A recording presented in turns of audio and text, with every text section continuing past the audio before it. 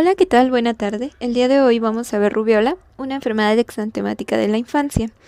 Para comenzar, vamos a ver su definición. Es una enfermedad exantemática infectocontagiosa que va a estar causada por un ARN virus.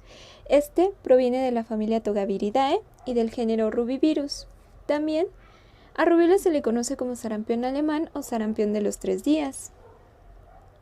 En cuanto a epidemiología, vamos a tener que la edad más común es la etapa preescolar, de 1 a 4 años, parte de la lactancia o del lactante tardío y preescolar.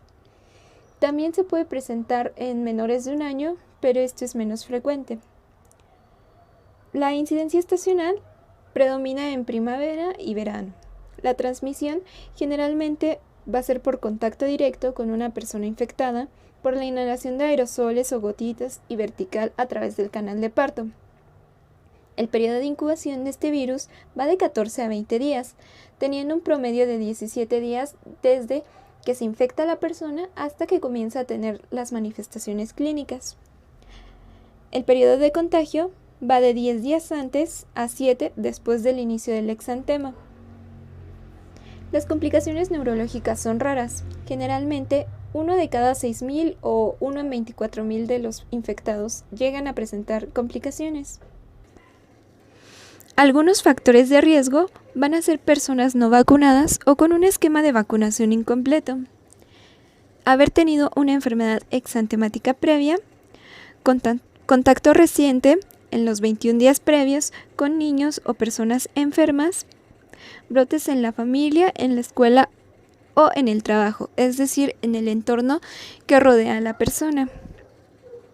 Aquellas personas que acuden a guarderías o estancias infantiles, ya sean niños o las personas que laboran en estas mismas estancias. Internamiento hospitalario durante brote, inmunodeficiencia congénita o adquirida. Otros factores de riesgo van a ser consumo de inmunosupresores o estar recibiendo quimioterapia, pacientes desnutridos y el personal de salud que constantemente se encuentra expuesto. Va a contar con una fase prodrómica. Estas generalmente se presentan de 2 a 4 días previo a la aparición del exantema. Generalmente se caracteriza por fiebre de bajo grado. Adenopatías retroauriculares. Estas van a ser unas características distintivas.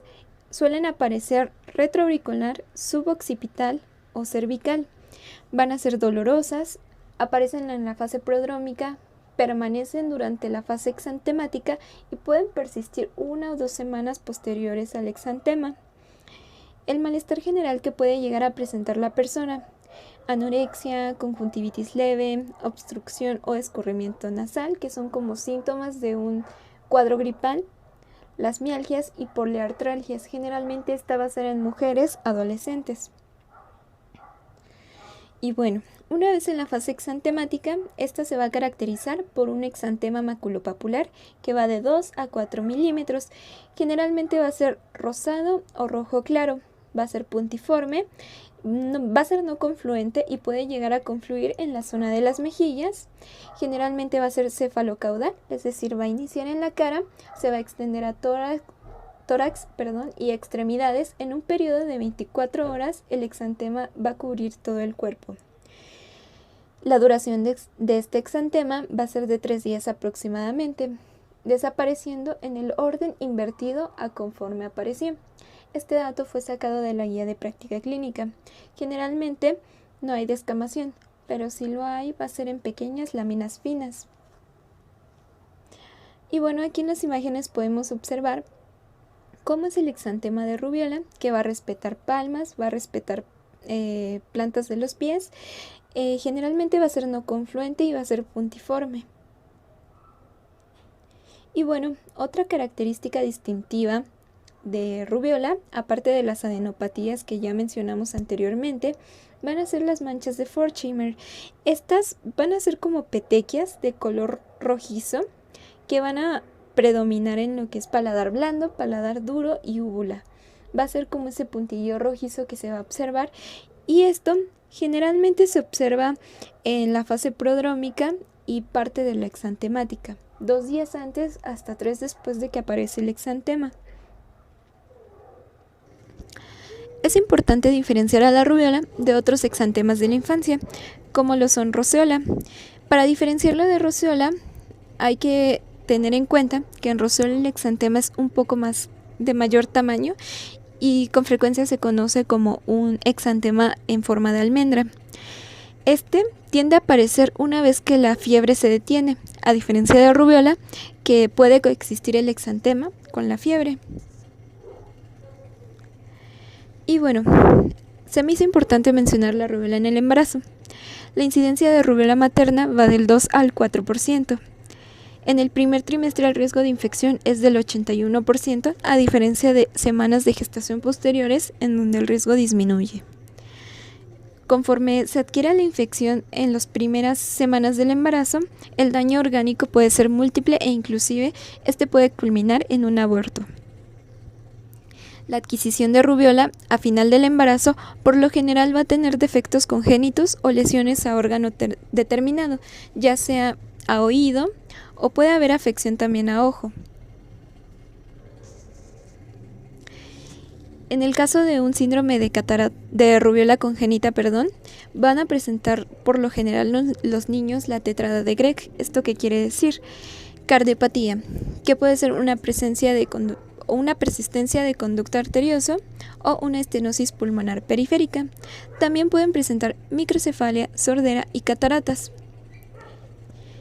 En cuanto a las secuelas que puede dejar, vamos a tener sordera de conducción, disfunción cerebral, disfunción tiroidea, una diabetes juvenil, una pubertad precoz o inclusive un autismo. Estas pueden ser algunas de las secuelas que puede dejar el síndrome de rubiola congénita. No en todos los casos se presentan, cabe aclarar eso. Y en la siguiente diapositiva les dejo una imagen en donde se muestra una mnemotecnia para recordar la tetrada de Gregg, en donde la primera C se refiere a corazón y a la cardiopatía que van a presentar estos pacientes, que va a ser la persistencia del conducto arterioso. La O de orejas, que va a ser la sordera neurosensorial que pueden llegar a presentar. C de cabeza, que hace referencia a la microcefalia. Y la segunda O de ojos, con referencia a la catarata que pueden presentar de origen central. El diagnóstico inicial va a ser clínico. Se puede confirmar mediante estudios serológicos, como es el aislamiento del virus mediante PCR, que puede ser con secreciones nasales, de sangre, de garganta, de orina, de líquido cefalorraquídeo. La guía de práctica clínica refiere que se prefiere el que es el de garganta. También vamos a tener otras técnicas que generalmente va a ser la detección de inmunoglobulinas, ya sea por inhibición de la hemaglutinación, inmunoensayo enzimático, anticuerpos por inmunofluorescencia o aglutinación en látex. Estos generalmente no se realizan a menos de encontrarnos con un paciente complicado o que se encuentra inmunosuprimido.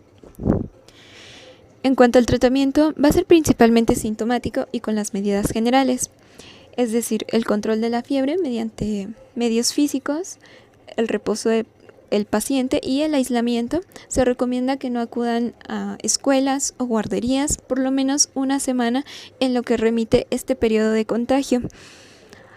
También la guía de práctica clínica recomienda el baño diario con agua tibia. Esto, hacerlo sin frotar o lastimar demasiado las lesiones que presenta el paciente. Algunas complicaciones que se pueden llegar a presentar: vamos a tener artritis. Esta por lo general va a ser en las articulaciones de pequeño calibre como las metacarpofalángicas. Por lo general se llega a presentar en adolescentes mujeres o en mujeres embarazadas. Esta va a durar un periodo de 1 a 2 semanas posteriores al exantema.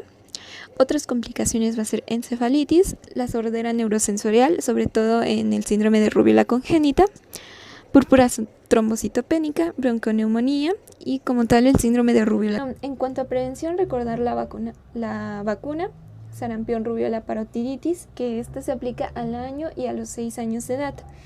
En aquellos pacientes que no recibieron esta vacuna o que la recibieron de manera incompleta el esquema, se puede aplicar sarampión, rubiola después de los 11 años de edad. Y bueno, ya por último aquí les muestro las referencias. Fueron tomadas principalmente de la guía de práctica clínica y algunos libros de pediatría y de dermatología. Esto ha sido todo, espero les haya gustado este video. Cualquier comentario, duda o aportación pueden dejarlo en los comentarios. Suscríbanse y déjenme un like si les gustó el video. Bye.